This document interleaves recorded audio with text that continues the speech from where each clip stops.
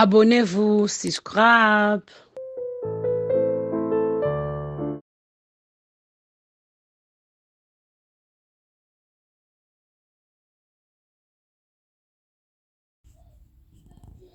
Bonjour bandeko, soyez les bienvenus chez Maman Lady. Lelo na la fufu. Fufu ya manioko, na chana ande to na kondo chana manioko na mai.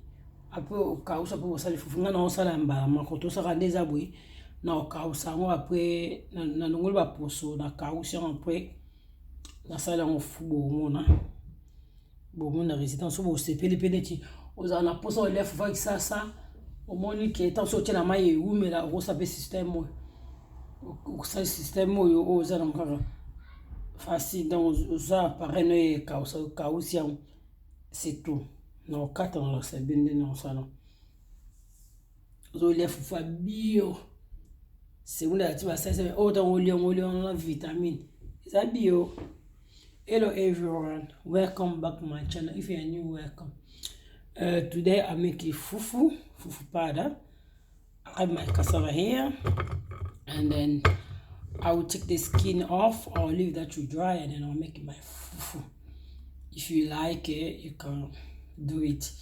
This one like is like you get your fresh cassava, you make your fufu.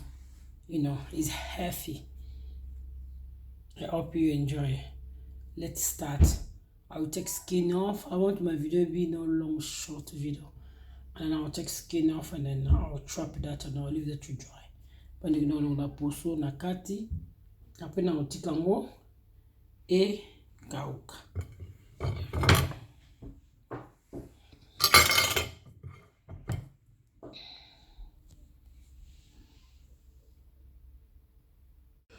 Already take skin off.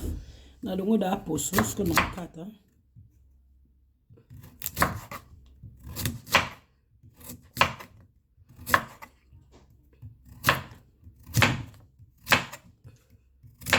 Bobi ninga la poso na manioko ndenge wana la poso ndenge na longi après sko na kata so ngolia fufu bio. Mo golia semoule faut changer. Il faut changer. Il y a 4 tiens. Pour nous tiens kauka. Quand on moi mike.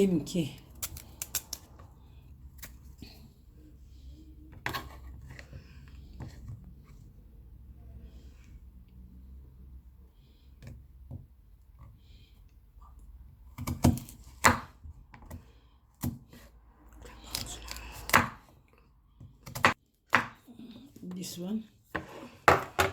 Now I'll clean them. I'll wash that after.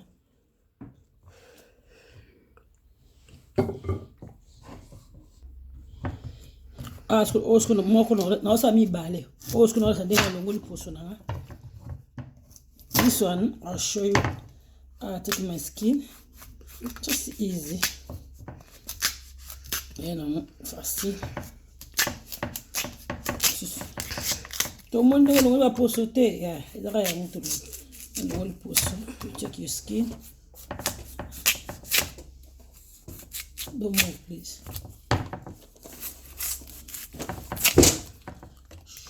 Don't move, please.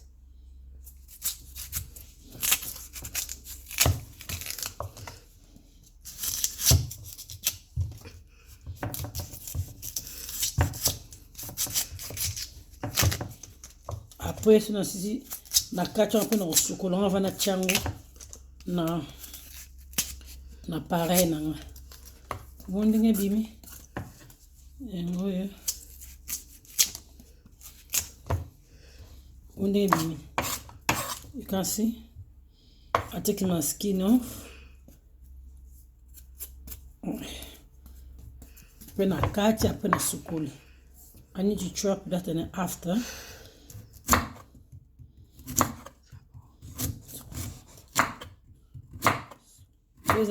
Quand on va me pousser.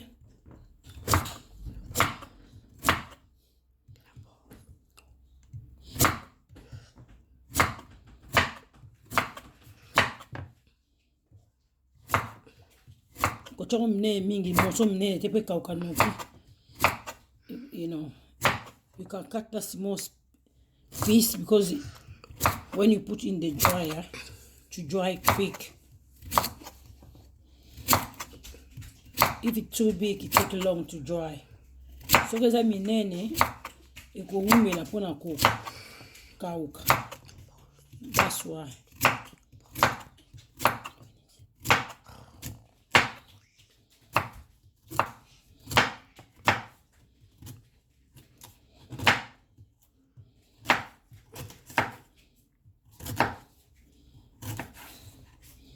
Yango is silly.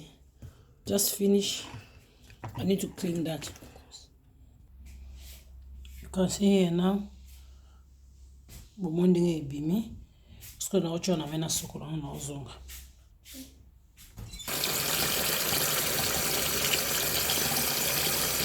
Na sokola na ozonga.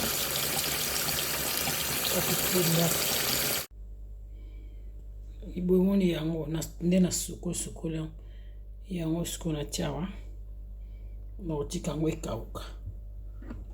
Mai bimia.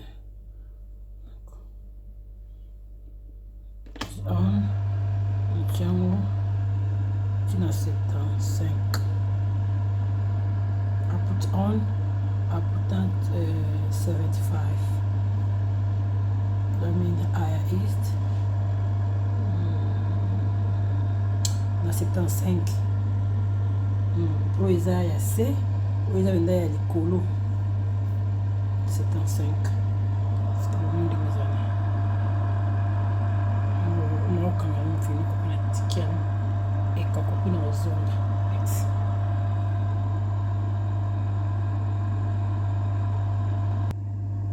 yango na zipia nsikoyo. I use the cover yango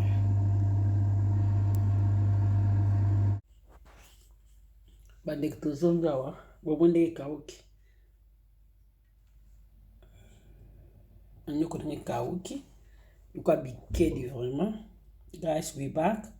You see my cassava also all is dry.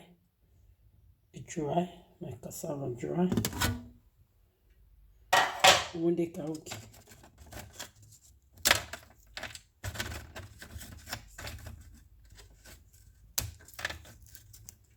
You can see very dry. Kawuki vraiment sikoyo na konika ngo nazawa na konika ngo awa ola nikla ba saisonnement na konika ngo wana mais saisonnement tika suki kangami ana longo na pamsa na longo ne asuna fufu donc na konika ngo apeto ozonga boni yango mune kawuki vraiment ce que tout ça awa Ninyo la biso on fait ça l'assaisonnement na ngayo na biso. Nous avons assaisonnement belé na chaîne. Il y a l'assaisonnement fait mususu donc mususu ya. So bon partager bloquer le côté belé, so bon partager tende. Ça passe tout ça va bloquer pour autant na donc até donc c'est pas. Je décourager là.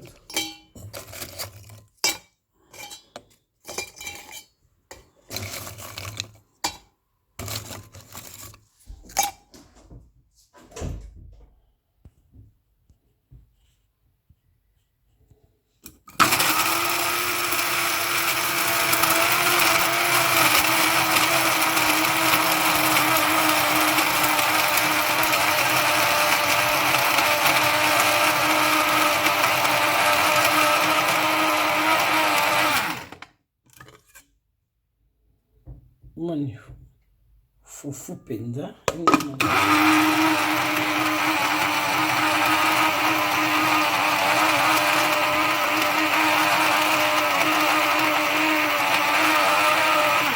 so za appareil amune le appareil oteni nga so appareil na za mukie no ndam uza appareil amune lo tia amune. If you have big like a big blender, you can put it all, but because my blender is small blender, that's why I put it. You know, I put some and then I think I'll use that 3 times. Non, ça il en a 3 fois, je crois bien.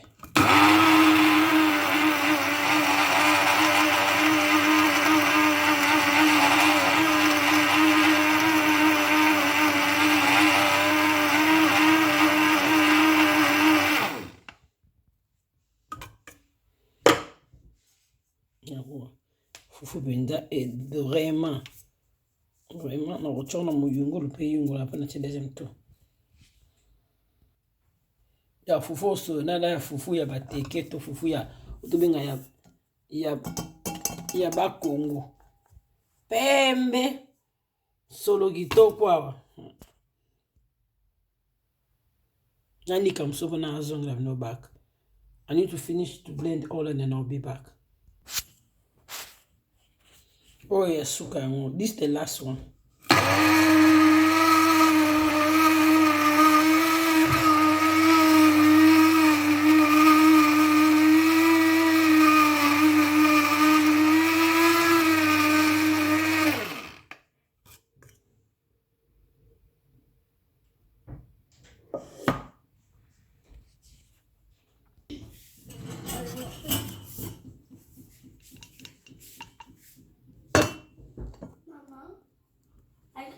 I will pour it inside and then you can cook.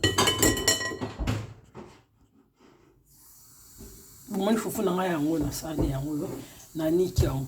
Omoni nga na sani o eza o benga ngo quick way then eza rapide na nena kate manyoko na bomona ka kate manyoko na après on a kawusi yango après kawuki après na sala fufu. Ko lingi de sala na sasa pe ko sala ke ndo kate manyoko no wana uti manyoko na mai. Manyoko elembi apo kawusi yango sala fufu ndo sala na kisasa. Mais aussi ko sala ngo eza quick way ape kitoko na sala ngo tina le yango za ape kitoko. I said this method I think is the quick way. And because when I take my cassava skin off and then straight away, I put it in the dryer and then after I make that powder. But if you want another way, Africa we always be doing, and you can take your cassava skin off, you leave inside the water to still be soft, and then you dry, and then after you make your powder. You know, it's two different ways you can do it. It depends, but this is the quick way, but also it's nice. And then next time I'll bring that one. That one I can put cassava inside the water when it's soft and I let that to dry and then I'll make that powder. Next time I'll bring that video. Thank you. But nekiona lobi. To try kakoloba. But ndeko batala soba bakangle. To try. Ce qui est là au moko lobi te. Bango bele bazana. Au mona commenté te me alandio na phone. What did you say this? What this? Yango ngape moko ata to lobi ya biso na loba na bango bazo soutenir belé vraiment. Bazo soutenir belé vraiment. Mais pour le message na bona zo ke belé. Siko yana lobi boye o eza njela mo pousser. O tela mai te o kali ndenga na sala ki bomona kinde na check na kawusion. Mais sopo lingo sala o tena mai elembi apo kawusa po sala ngo sala ngo pe wana video wana no yena ngo prochainement na tima nyiko na mai elembi après na kawusi après na sali fufu. Ndio sana kisasa. Et na yena prochainement pe o sala ngo soza pour les fufu na yo mbangu o sala kitoko. Na olama fufu bo mona. Merci. Sko fona na sala na tia na passo na yo la onde to do baka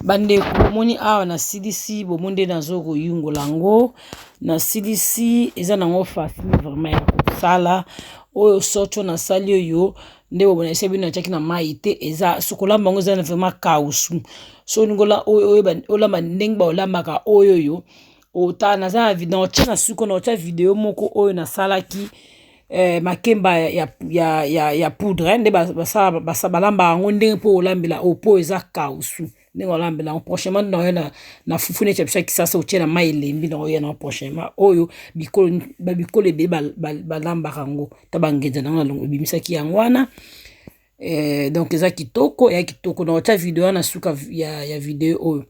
Guys, now you see, now I finish. You can see my cassava my cassava flours done, guys. If you like that, you can share to everyone. Just it's easy to make it out, easy to make that. You can, if you have some friend, they want to know how to make cassava flour, you can share to everyone, guys. I hope you enjoy. Thank for your supporting, guys.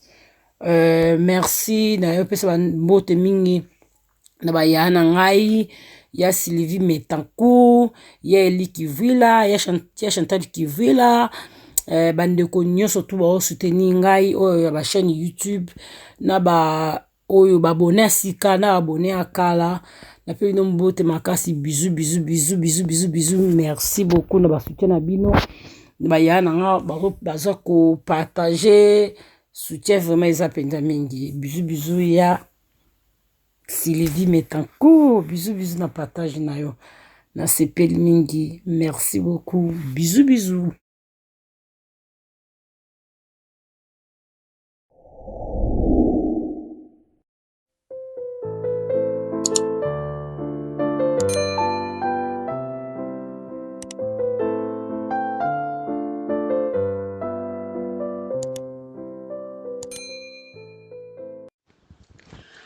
Abonnez-vous, subscribe.